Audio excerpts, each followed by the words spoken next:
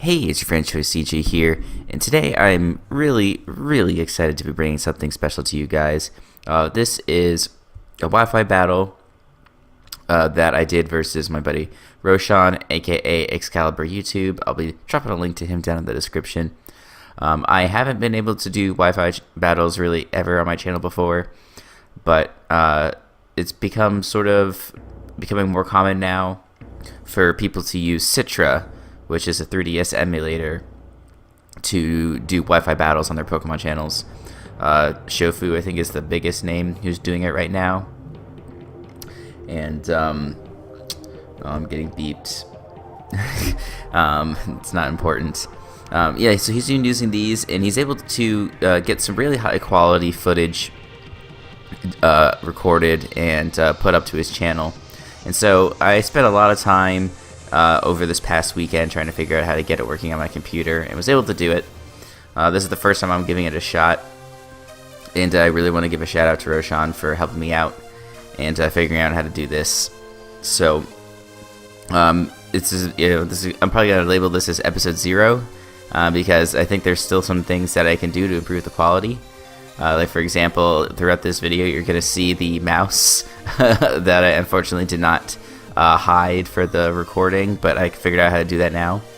And the quality on this is pretty nice, but I already know that there's a few other tricks that I can do to make it even better. Without further ado, let's just go ahead and talk about this battle. So Roshan unfortunately wasn't able to get a competitive team gen, so he said, well, why don't we just use our in-game teams? So I said, oh, okay, this is really just for fun, for testing things out, and so I don't really have a problem with that. So he has Tapu Koko, Snorlax, Como-O, Decidueye, Golisopod, and Solgaleo. And I actually have several of the same Pokemon on my team. I have Tapu Koko, Solgaleo. I also have Salazzle, Buzzwole, Mudsdale, and my own Decidueye.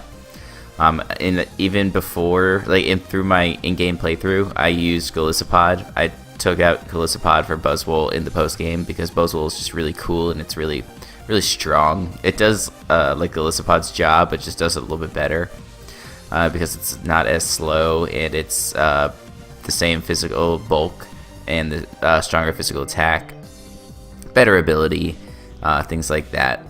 So this is definitely, I wouldn't describe this as a competitive battle, but it is going to be pretty fun. And looking at his team, I'm not really sure what I want to lead with, but I think Tapu Koko is a fair lead because he doesn't have super good answers for it. At the same time, I don't have super good answers for his Tapu Koko. So without further ado, let's go ahead and hop on into this battle, and let's see what we can do.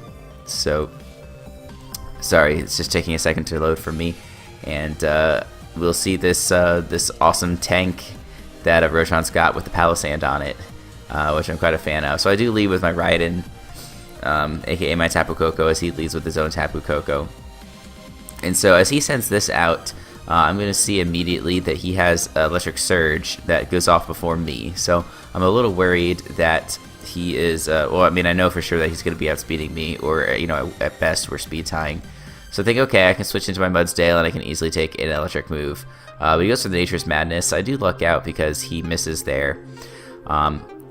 Thinking that he's going to expect the ground move, I just go for Rock Tomb, because he might bring in the Golisopod, which does resist Earthquake or High Horsepower, or whatever it is that I'd like to do.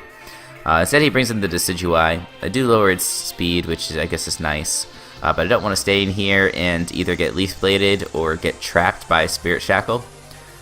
So I go into Salazzle because I can resist the Leaf Blade, and if he does want to go for Spirit Shackle, he's probably not going to want to stay in on the next turn. So anticipating his switch, I'm actually going to go for a Nasty Plot here, because I was looking at his team and he doesn't have a lot of great answers for the combination of Sludge Wave plus Flamethrower. But he brings in his Snorlax. I know that this thing definitely has Thick Fat as a potential ability, so I don't want to go for the Flamethrower or the Fire Z move. I do have, that's funny, because this is my in-game team, I have Z Crystals on all of my Pokemon. But hey, what are you going to do? So I go for the Sludge Wave instead of wanting to go for the Firium Z, and we don't even do half. Luckily, we don't get paralyzed by this Body Slam, but this does seem like the right time to get on out of here.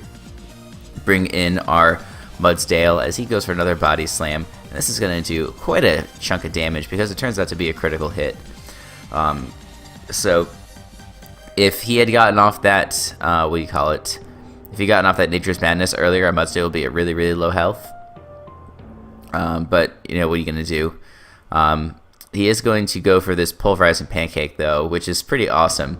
If nothing else, I liked this battle because we got to see all these really awesome animations in the high quality.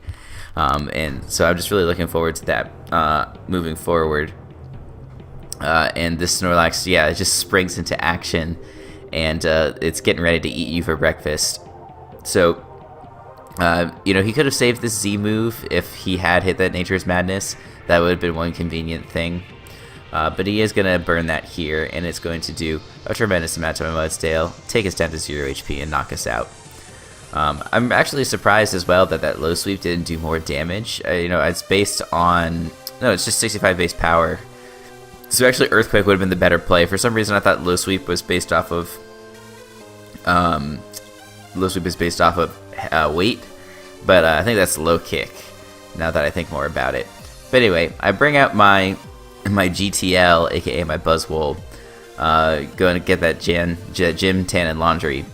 But I go for the lunge because I know that it's going to kill the Snorlax, and he doesn't have a Pokemon on his team that really wants it, and nothing wants this attack to be dropped on my team, or sorry, on his team. Brings in the Decidueye. I know I outspeed Decidueye, and we'll be able to take that out.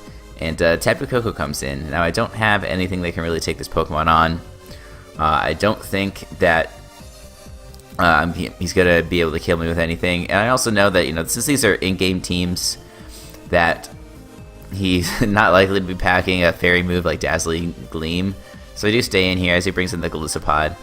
I went for Poison Jab because I thought he might go for like Discharge or something like that, and Poison Jab might be able to do a nice chunk of damage to the Tapu Koko.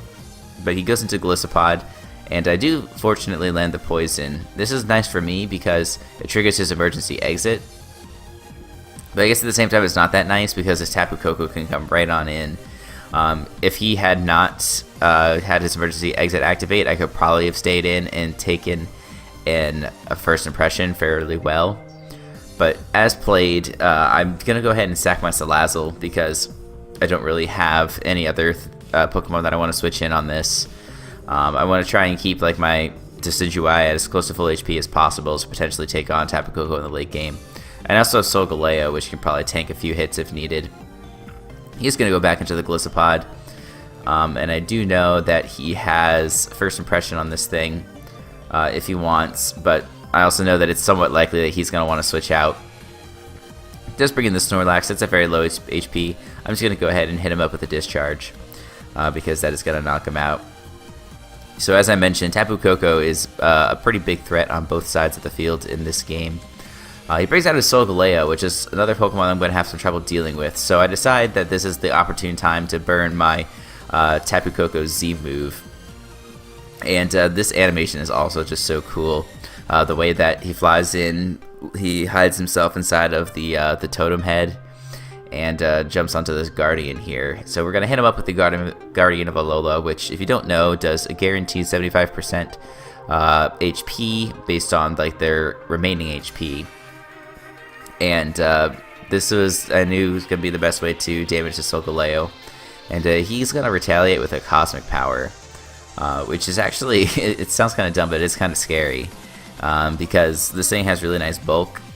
You know, I was kind of hoping I could just follow up with a Discharge here, maybe take like one hit. But we are going to hit him up, not be able to kill them. We do get the Paralysis, but he is not going to get fully paralyzed. So you see this on Steel Strike coming out, which just looks awesome. Especially with the electric terrain in the background there. This is not going to knock us out though, which is certainly good for us because now we can just go for another free Discharge, and we will be able to take out the Solgaleo here. So that was another Pokemon I was really worried about. You know, the cover legendaries are always something you don't want to mess with. He's going to bring in the Golisopod. This is his best chance to just go for a first impression, and I don't have anything else that I want to switch in here. So the Tapu Koko is going to go down to that first impression. So now I have just a few Pokemon in the back. I've got Buzzwole, I've got my own Solgaleo, and I also have a Decidueye. So we are going to bring out our Buzzwole because we could easily outspeed, hit him up with a Leech Life, and get back up to a decent amount of HP. And this will kill the Golisopod. Golisopod is very bulky, but Boswell is just so strong. I think it's base 139 with its attack. No, it's not 139. I think it's maybe 131. I don't know. I know that all the Ultra Beasts have prime numbers as their stats, and I don't think 139 is a prime number. Maybe it is. It's hard to keep track. No, it definitely is. So yeah, I think it's 139 is the right number. But he does bring out his Como O, and I'm going to hit him up with a superpower. I'm hoping that this might Oko, and it comes pretty darn close, but he unfortunately lives with maybe 5% health. Maybe a good play on my end would have been to go for the lunge to lower his attack and then go for superpower, because then I could have lived 2 Dragon Claws. But as played, it's not going to make a big difference. I'm going to send out my Nebby, and I'm really free to just go for the Sunsteel Strike here. And it's going to take up this Como O, and his last Pokemon is going to be the Tapu Koko. Tapu Koko is going to set up the Electric Terrain again in a moment here, but so we're going to have to see if we can live potentially 2 discharges from the Tapu Koko, because that's pretty dang scary. And I know, if he had Thunderbolt or Thunder or something like that, it would be a different story. Like, it would definitely be to a KO, but the discharge, we'll see, does not end up to it KOing us. And we are going to follow up with our own Sunsteel Strike. Based on the damage that his Sunsteel Strike did to my Tapu Koko, I'm betting that this is going to be a 2-hit KO. So as long as we can dodge a paralysis, we'll have a good chance of winning this battle right here.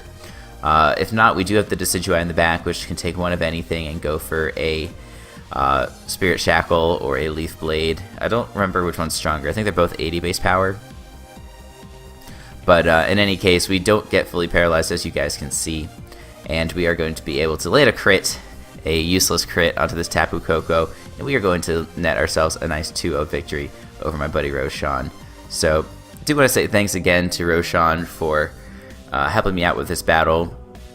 I'm actually going to be sending this over to Roshan as well, so that way he can upload it to his channel, because it's just nice to have some high quality footage, to help a growing channel.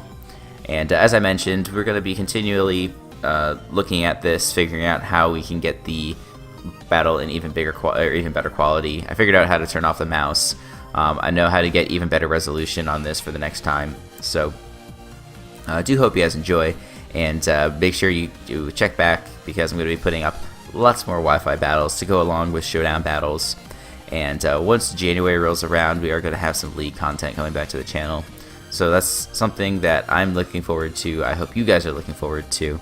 So make sure you check back for all that great Pokemon content. And until the next time, I will see you all later.